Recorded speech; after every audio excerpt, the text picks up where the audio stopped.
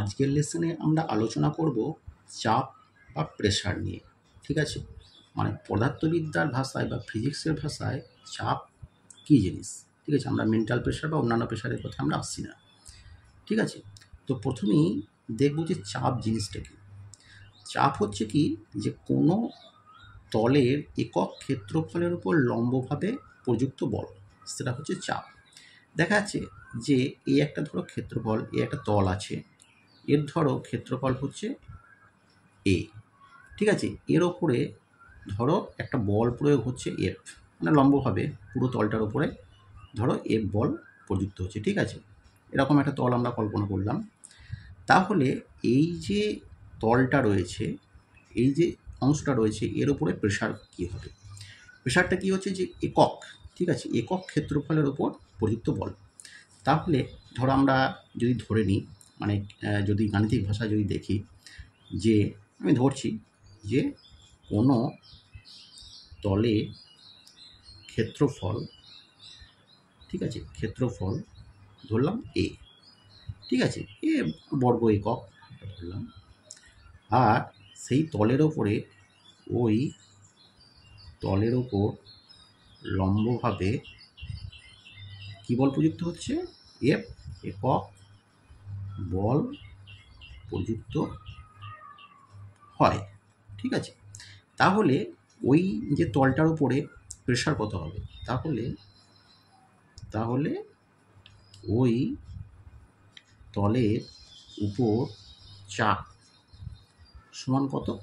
কি ধরো পি ধরলাম আমি, এটাকে যদি চাপ যদি পি ধরা হয়, তাহলে কি এফ বাই এ। কারণ কি, এ ক্ষেত্রফলের ওপরে যদি এফ বল প্রযুক্ত হয়, তাহলে একক মানে এক। ঠিক আছে, তাহলে এক ক্ষেত্রফল বা একক ক্ষেত্রফলের উপর কত? F by A. তাহলে এটাই হয়ে গেল আমাদের চাপের গাণিতিক রূপ। ঠিক আছে, এবার আমরা দেখব যে চাপের মানে সিজিএস পদ্ধতি একক, এসআই পদ্ধতি একক, আমরা একটু দেখে নিচ্ছি। ঠিক আছে, একটু দিচ্ছি। ধরো একক, একক কি?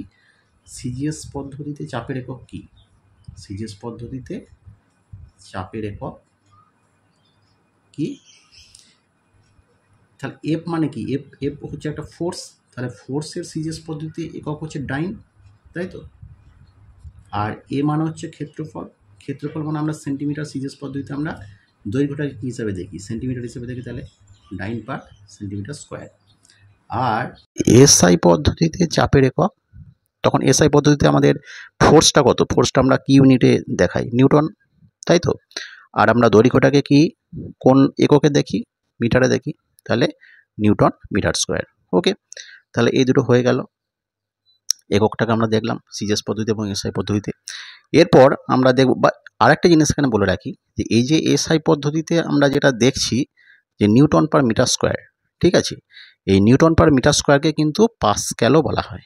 ঠিক আছে, সেটা কি বলা হয়? পাস্ক্যাল। ঠিক আছে, এটাকে আমরা ডিনোট করি পি এ দিয়ে। ওকে, এরপরে দেখো, এরপরে আমরা দেখব যে এর ডাইমেনশন, ঠিক আছে, বা মাত্রা, চাপের মাত্রাটা আমরা দেখব। ঠিক আছে, দেখো চাপের ডাইমেনশন আমরা যদি নির্ণয় করি, তাহলে চাপের এককটা কি হলো, মানে চাপের এই যে আমাদের যে ক্যালকুলেশন, সেটা কি হলো? P equal to F by A. তাহলে এফ মানে এখানে কি? এফ মানে হচ্ছে এটা ফোর্স, তাহলে ফোর্স যেটা, ফোর্স মানে হচ্ছে বল, তাই তো, এটা হচ্ছে বল, আর এটা হচ্ছে ক্ষেত্রফল। আমি আরেকবার লিখে দেখাচ্ছি। তাহলে ফোর্স বা বল, তার ডাইমেনশন কত? তার ডাইমেনশন হচ্ছে M L T to the পাওয়ার -2। আর ক্ষেত্রফল মানে কি? ক্ষেত্রফল মানে হচ্ছে দুটো এল এর গুণফল, মানে হচ্ছে এল স্কোয়ার, তাই তো। তাহলে এই এল স্কোয়ারটাকে উপরে যদি নিয়ে যাওয়া হয়, তাহলে কত হচ্ছে? এম এল টু দি পাওয়ার -1, মানে এটা গেল, এটা মাইনাস হবে, আর এখানে প্লাস, প্লাস মাইনাসে -1, আর টি টু দি পাওয়ার -2। ঠিক আছে, তাহলে এটা হচ্ছে চাপের ডাইমেনশন। ওকে, এবার আমরা দেখব যে কোনো একটা লিকুইড বা তরলের উপর চাপ আমরা কিভাবে নির্ণয় করা যায়, সেটা এবার আমরা দেখব। ঠিক আছে, এবার তরলের ওপরে চাপ মানে কি? যে সেই ফ্লুইড বা সেই লিকুইডের কোনো একটা বিন্দুতে, ধর আমরা যদি চাপ নির্ণয় করি, তাহলে সেই বিন্দুর চারদিকে আমরা মনে মনে একটা ক্ষেত্রফল আমরা একটা কল্পনা করে নেব। ঠিক আছে, সেই ক্ষেত্রফলের উপর থেকে মানে লম্বালম্বি সেই লিকুইডটা যে বল প্রয়োগ করছে সেটাই হচ্ছে সেই বিন্দুতে সেই লিকুইডটার চাপ। ঠিক আছে, ধরো আমরা একটা ধরো আমরা এঁকে নিচ্ছি, একটু ড্র করে নিচ্ছি, যে ধরো এই হচ্ছে একটা ধরো একটা ধরো চোঙ আছে এখানে। ঠিক আছে, আমরা মনে মনে এটা দেখছি। এবার এখান থেকে ধরো এই একটা বিন্দু আছে এম। ঠিক আছে, এবার এম বিন্দুর ধরো এই চারিদিকে আমরা একটা সার্কেল কল্পনা করছি। ঠিক আছে, এই সার্কেলটার এই সার্কেলটার ক্ষেত্রফল আমি ধরে নিলাম এ। ঠিক আছে, এবারে এই ধরো যে লিকুইডটা এই এতটা পর্যন্ত পূর্ণ আছে। ঠিক আছে, এবারে উপর থেকে এই লিকুইডটার এই যে এম বিন্দুটা রয়েছে, এই এম বিন্দুটার হাইট হচ্ছে এইচ, মানে গভীরতা আর কি। যে উপরিতল থেকে এম বিন্দুটার হাইট বা গভীরতা হচ্ছে এইচ। ঠিক আছে, তাহলে আমরা এই যে সার্কেলটা রয়েছে এই সার্কেলটার চারিদিকে আমরা কি করলাম, একটা মনে মনে আমরা যদি এরকম একটা ড্র করি তাহলে কি হচ্ছে, এটা একটা লম্ব বৃত্তাকার চোঙের মতো দেখাচ্ছে, তাই তো। তাহলে কি হবে, এম বিন্দুতে চাপ মানেটা কি, এম বিন্দুতে চাপ মানে হচ্ছে এই যে লিকুইডটা লম্ব বৃত্তাকার, এই যে লিকুইডটা, এই টোটাল লিকুইডটার নিচের দিকে যে ওজন ক্রিয়া করছে সেটাই হচ্ছে তার চাপ। ঠিক আছে, মানে এ ক্ষেত্রফলের এই যে সার্কেলটা রয়েছে তার উপর চাপ। এটাকে আমরা ক্যালকুলেশনের আকারে কীভাবে দেখাবো, আমরা প্রথমে একটু লিখে নিচ্ছি যে ধরো এই পাত্রের ধরো ডি ঘনত্বের একটা তরল বা লিকুইড আছে। ঠিক আছে, তাহলে ওই তরলের উপরতল থেকে মানে এই উপরতল থেকে এইচ গভীরতায় এম বিন্দুতে ধরো আমাদের চাপটা নির্ণয় করতে হবে। ঠিক আছে, তাহলে আমরা দেখলাম কি যে এম বিন্দুর চারিদিকে এ ক্ষেত্রফল বিশিষ্ট, তাহলে এ হচ্ছে আমরা ধরে নিচ্ছি যে একটা বৃত্তাকার, এই একটা বৃত্তাকার অনুভূমিক তল কল্পনা করলো। এ হচ্ছে যে এম বিন্দুর চারিদিকে কি একটা কাল্পনিক বৃত্তাকার কি একটা তল বা ক্ষেত্রফল। ঠিক আছে, ক্ষেত্রফল আমরা মনে মনে এটা ধরে নিলাম। ঠিক আছে, তাহলে এবার দেখা যাচ্ছে কি যে ধরো আর একটা কি ধরে নিলাম যে এই উপরিতল থেকে এম বিন্দুর গভীরতা এইচ, তাহলে এখানে লিখে নিলাম এইচ সমান হচ্ছে উপরিতল থেকে এম বিন্দুর গভীরতা, তাই তো, এম বিন্দুর গভীরতা। ওকে, তাহলে দেখো এই যে লম্ববৃত্তাকারের মতো এই যে চোঙের মতো আমরা যেটা কল্পনা করছি, এটা নিচের দিকে যে ওজন, এর যেটা ওজন, ঠিক আছে, সেইটাই হচ্ছে তার চাপ। ঠিক আছে, তাহলে আমরা কীভাবে নির্ণয় করব, তাহলে কি এই যে এইচ উচ্চতা বিশিষ্ট আমি যদি লিখি যে এইচ উচ্চতা বিশিষ্ট তরল স্তম্ভের ওজন, তাহলে এই তরল স্তম্ভের ওজন মানে কি, তার মানে হচ্ছে চোঙের এই যে চোঙ আকৃতি রয়েছে এর তার আয়তন, মানে ওই চোঙের আয়তন ইন্টু তরলের ঘনত্ব ইন্টু অভিকর্ষজ ত্বরণ, তাই তো। তাহলে সমান আমরা কি লিখতে পারি, এই যে চোঙের আয়তন মানে কি, আমরা কি জানি যে পাই আর স্কোয়ার, এই যে ক্ষেত্রফলটা রয়েছে পাই আর স্কোয়ার এইচ এই হাইট, তাহলে এখানে পাই আর স্কোয়ার মানে কি এই সার্কেলটার ক্ষেত্রফল, এই সার্কেলটার ক্ষেত্রফল কত এ আমরা ধরে নিয়েছি, তাহলে চোঙের আয়তন হচ্ছে এ এইচ, তাই তো। এবার তরলের ঘনত্ব আমরা কি ধরেছি, ডি হচ্ছে তরলের ঘনত্ব। ঠিক আছে, এটা হচ্ছে ডি। আর অভিকর্ষজ ত্বরণ ধরো আমরা ধরে নিলাম জি সমান হচ্ছে অভিকর্ষজ ত্বরণ। ঠিক আছে, তাহলে এখানে আমরা জি ধরে নিলাম। তাহলে এইচ উচ্চতা বিশিষ্ট এই তলস্তম্ভের ওজন হচ্ছে এ এইচ ডি জি। ঠিক আছে, এবার দেখো এই ক্ষেত্রফল বিশিষ্ট এই যে ক্ষেত্রফল বিশিষ্ট এই টোটাল চোঙটার ওজন ওজন মানে হচ্ছে এটা এটা উপর থেকে যে বল প্রয়োগ করছে সেটাই। তাহলে এ ক্ষেত্রফল বিশিষ্ট এই তরলটা উপর থেকে এই বল প্রয়োগ করছে, ঠিক আছে। তাহলে তার চাপ কত হবে? তাহলে একক ক্ষেত্রফলের উপর কতটা বল প্রয়োগ করছে সেটাই হচ্ছে তার চাপ, মানে একক ক্ষেত্রফলের উপর তার ওজনটা নির্ণয় করলেই হবে। তাহলে আমরা ধরলাম যে অতএব ধরো এম বিন্দুতে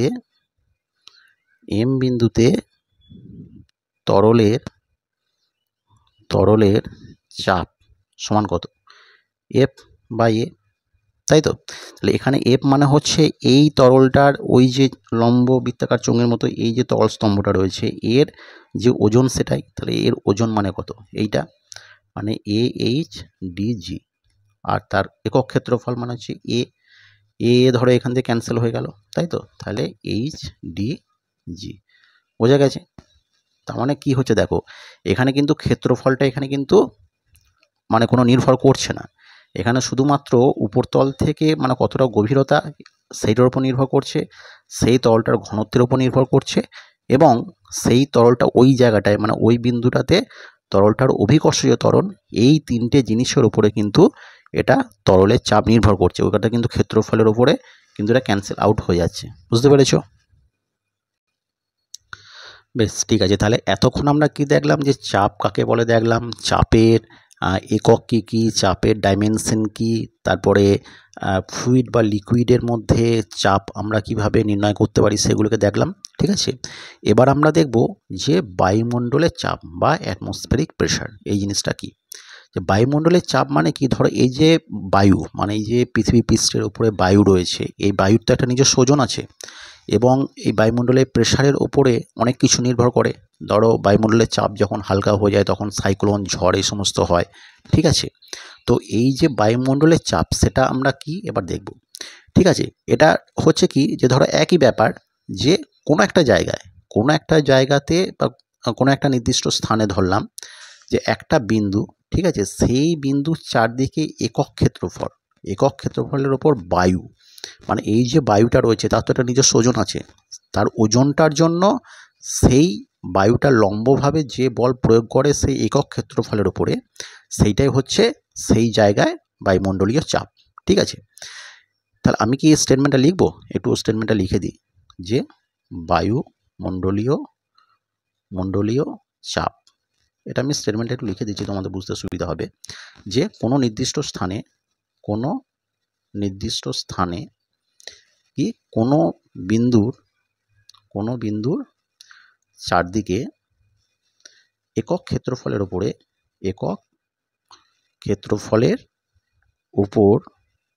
উপর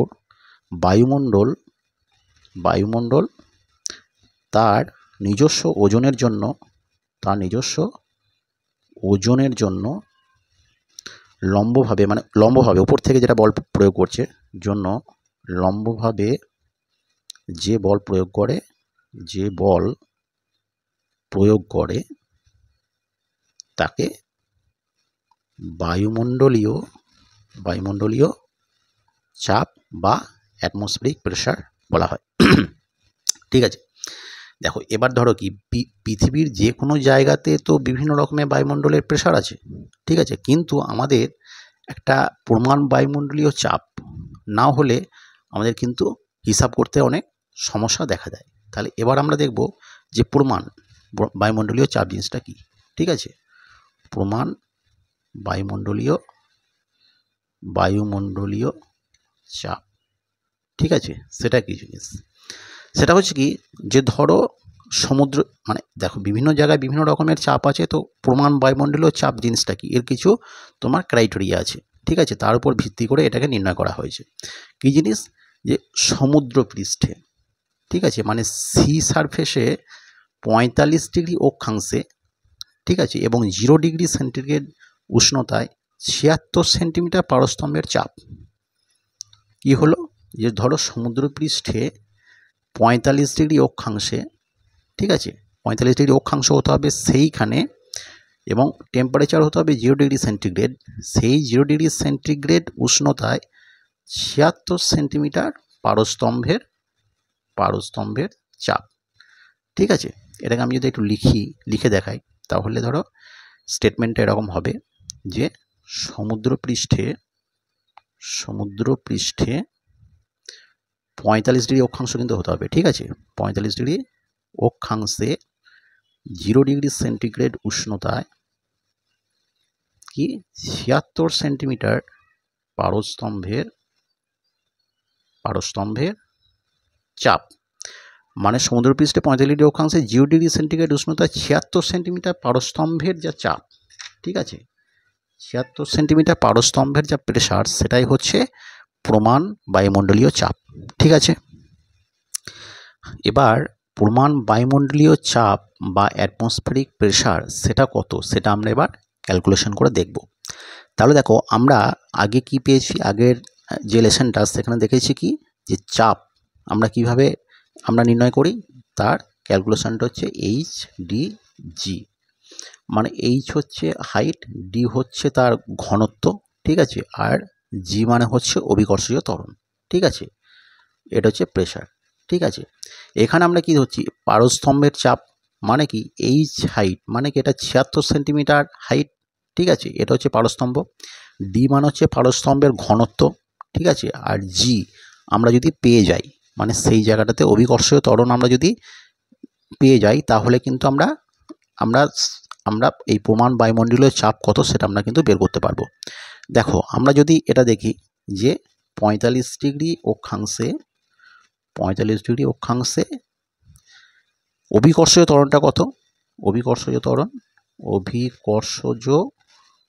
ত্বরণ বা জি মানে আমরা ধরো এটা যদি সিজিএস পদ্ধতিতে যদি দেখি, তাহলে কত 980 আমরা জানি সেন্টিমিটার পার সেকেন্ড স্কোয়ার, তাই তো।